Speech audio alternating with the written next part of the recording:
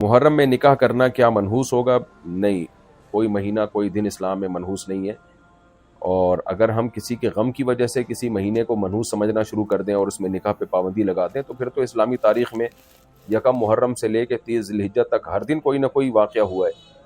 تو اس لیے اہل سنت والجماعت کے نزدیک کوئی اس میں حرج نہیں ہے، بلکہ نکاح میں تاخیر شریعت میں پسندیدہ کام نہیں ہے. اب آپ کا رشتہ طے ہوا محرم میں اور آپ اس کو ڈیلے کر رہے ہیں کہ میں سفر میں کروں گا، تو شریعت میں نکاح میں تاخیر پسندیدہ کام نہیں. انکحوا الایام منکم والصالحین من عبادکم وامائکم، کہ اللہ کہتے ہیں جو بھی بے نکاح ہیں ان کا نکاح کرا دیا کرو. تو کب کیا مطلب کرا دیا کرو؟ 10 سال کے بعد کرا دیا کرو؟ مطلب یہ ہے کہ جب موقع ہو اسی وقت کرا دیا کرو. تو آپ صرف اس وجہ سے محرم کے نکاح کو ڈیلے کر رہے ہیں کہ معاذ اللہ یہ منحوس مہینہ ہے، تو یہ پھر گناہ ہوگا آپ کو.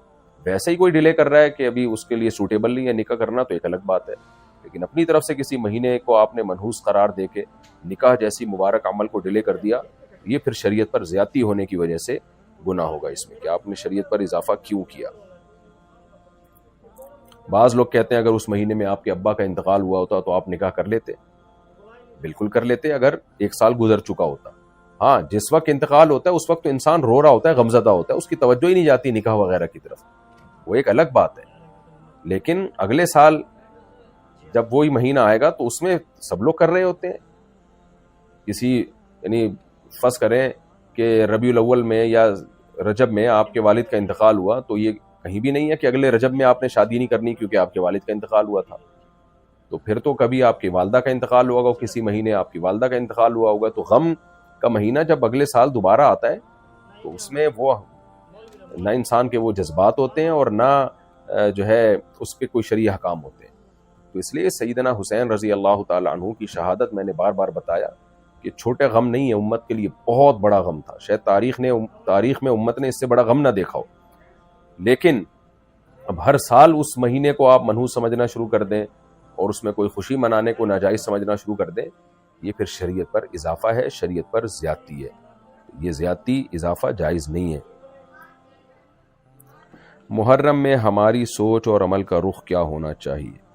ہماری سوچ اور عمل کا رخ یہ ہونا چاہیے کہ سیدنا حسین رضی اللہ تعالی عنہ نے حق کی خاطر اپنی جان دے دی، غیرت پہ سمجھوتا نہیں کیا.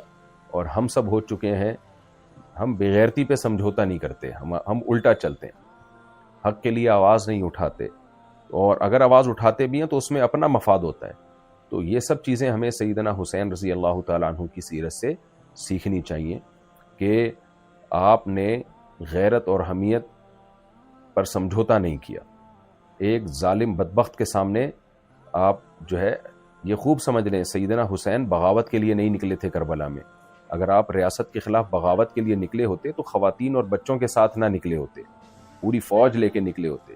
آپ تو تفتیش احوال کے لیے گئے تھے اور زبردستی آپ کو گھیر کے آپ کو جو ہے ظلماً قتل کیا گیا، جو تاریخ کا ایک بدترین ظلم تھا. تو ہمیں سبق ملتا ہے کہ اللہ والے لوگ، نیک لوگ، ضروری نہیں کہ اس دنیا میں ان کو ترقیاں ملیں. بعض دفعہ ظالم کو ترقی ملتی ہے اور جو مظلوم ہوتا ہے، جو حق پر ہوتا ہے، وہ شہید ہو جاتا ہے. تو اس لیے یہ دنیا دار الامتحان ہے، یہ دار العمل ہے. یہاں امتحان ہے، عمل ہے، نتیجے کی زندگی نہیں، نتیجے کی یہ جگہ نہیں ہے.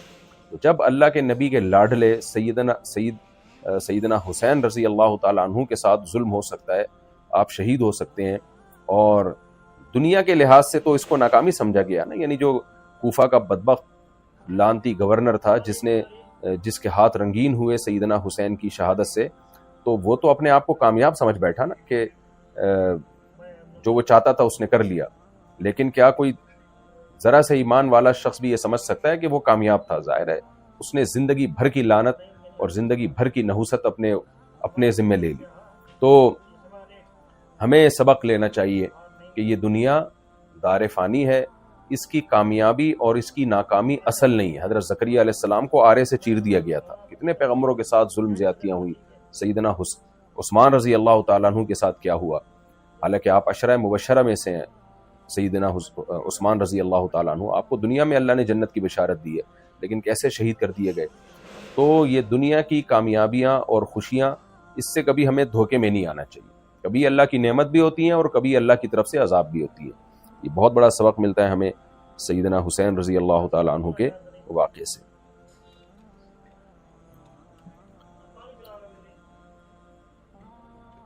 حسینیت کا مطلب صرف ماتم ہے یا کچھ اور؟ دیکھیں حسینیت کا اصل مطلب کیا ہے؟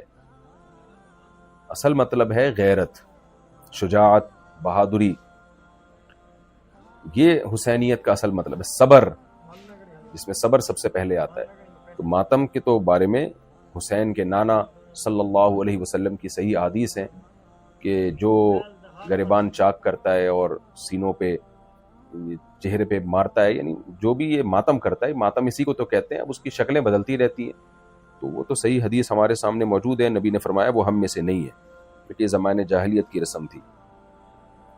خود سیدنا حسین رضی اللہ تعالیٰ عنہ کی شہادت کی اطلاع جب اہل بیت کو ملی ہے جو باقی رہ گئے تھے، تو کیا انہوں نے کیا یہ سب کچھ کیا تھا؟ ظاہر ہے انہوں نے یہ سب کچھ نہیں کیا، انہوں نے صبر کیا۔ تو ہمیں بھی صبر کا حکم ہے۔ آج کے دور میں کربلا سے کیا تعلیم ملتی ہے، یہ میں نے بتائی ابھی تفصیل کے ساتھ۔ یہ بھی ہو گیا۔ 10 محرم کو من گھڑت قصے سنانا کیا جائز ہے؟ 10 محرم کو جو واعظین کی طرف سے واقعات سنائے جاتے ہیں، کچھ تو واقعی مستند واقعات ہوتے ہیں، لیکن ان میں زیادہ تر واقعات من گھڑت ہوتے ہیں، صرف مجمع گرم کرنا ہوتا ہے، یہ بھی غلط ہے۔ نبی صلی اللہ علیہ وسلم نے ارشاد فرمایا کہ کفا بالمرء کذبا ان یحدث بکل ما سمع، انسان کے جھوٹا ہونے کے لیے اتنا کافی ہے کہ ہر سنی سنائی بات کو آگے نقل کر دے۔ تو ہر سنی سنائی بات میں ہر پڑھی ہوئی بات بھی ہے۔ کتاب میں آپ نے کوئی واقعہ پڑھ لیا، آپ کو تحقیق ہے نہیں کہ یہ مستند ہے غیر مستند ہے، تو اس کو آگے نقل کر دیا، تو یہ بھی جائز نہیں ہے، یہ بھی انسان کے جھوٹا ہونے کے لیے کافی ہے۔ تو محرم میں یا سفر میں یا ربیع الاول میں کسی بھی مہینے میں جب آپ کربلا کا واقعہ پڑھیں سنیں تو اس کی تحقیق کر لیں کہ یہ مستند بھی ہے یا نہیں ہے، کیونکہ بہت زیادہ بعض لوگ مبالغہ، میں نہیں کہہ رہا سب کرتے ہیں، لیکن بہت سے لوگ اس میں جھوٹے قصے بھی داخل کر دیتے ہیں مجمع گرم کرنے کے لیے، اور اس کو گویا ایک طرح کے وہ کیا کرتے ہیں کہ لوگوں کو یعنی یہ بھی گویا تفریح کا ایک وہ بنا دیتے ہیں، اس کو بھی عنصر، ایک انٹرٹینمنٹ کا جو ہے اس میں عنصر پیدا کرنے کی کوشش کرتے ہیں۔ آپ کہہ سکتے ہیں انٹرٹینمنٹ کیسے ہو سکتی ہے کسی کا غم سنا کے؟ تو غم میں جب بہت زیادہ جھوٹے قصے ڈال دیے جائیں نا اس کے اندر، دیکھیں ہمارے نزدیک سیدنا حسین کا قتل ہی اتنا بڑا ظلم اور اتنا بڑا غم کا واقعہ ہے کہ یہی عرش کو ہلا دینے کے لیے کافی ہے۔ یہ کوئی کم نہیں ہے کہ ایک اسلامی ریاست تھی، اس کا ایک گورنر تھا جو اپنے آپ کو مسلمان کہتا تھا، اس کے ہاتھوں نبی کے نواسے کا اور اہل بیت کا قتل ہو رہا ہے، یہ کوئی کم واقعہ نہیں ہے۔ لیکن بعض واعظین کیا کرتے ہیں، مجمع گرم کرنے کے لیے، ان کو جذبات میں لانے کے لیے، تاکہ ایک تھوڑا سا ایک جو ہے نا وہ مجمع گرم ہو جائے اور ان کو لفافے میں پیسے زیادہ مل جائیں، تو بعض جھوٹے واعظین پھر اس میں اپنی طرف سے بہت ساری چیزیں ملا رہے ہوتے ہیں۔ تو اس میں دیکھنا چاہیے کہ کون واعظ ایسا ہے، کسی بھی مسلک میں، میرا مقصد کسی مسلک کی بات کرنا نہیں ہے، چاہے شیعہ ہو چاہے سنی ہو، دیکھنا یہ چاہیے کہ کون سا واعظ ایسا ہے جو مستند واقعہ سنا رہا ہے، جو مستند سند سے ثابت ہے، اور کون ایسا ہے جو اپنی طرف سے اس میں قصے کہانیاں ملا کے مجمع صرف گرم کرنے کی کوشش میں لگا ہوا ہے۔ محرم میں غم دکھانے کے لیے کالے کپڑے پہننا جائز ہے؟ جائز نہیں ہے، میں نے بتایا غم منانا جائز نہیں ہے، غم ہو جائے تو ایک الگ بات ہے، لیکن اسپیشلی اس کو باقاعدہ طریقے سے منانا اس کی اسلام میں اجازت نہیں ہے۔ محرم میں دسترخوان وسیع کرنا، یہ مسئلہ میں ابھی تھوڑی دیر پہلے تفصیل سے بتا چکا ہوں۔ اچھا، محرم میں حلیم بنانا کیا بدعت عمل ہے؟ جی بالکل بدعت عمل ہے، دین جو ہے وہ مکمل ہو چکا، نبی صلی اللہ علیہ وسلم کے دنیا سے جاتے ہی اب اس میں کوئی بھی چیز ایڈ کی جائے گی تو وہ دین میں اضافہ ہوگا۔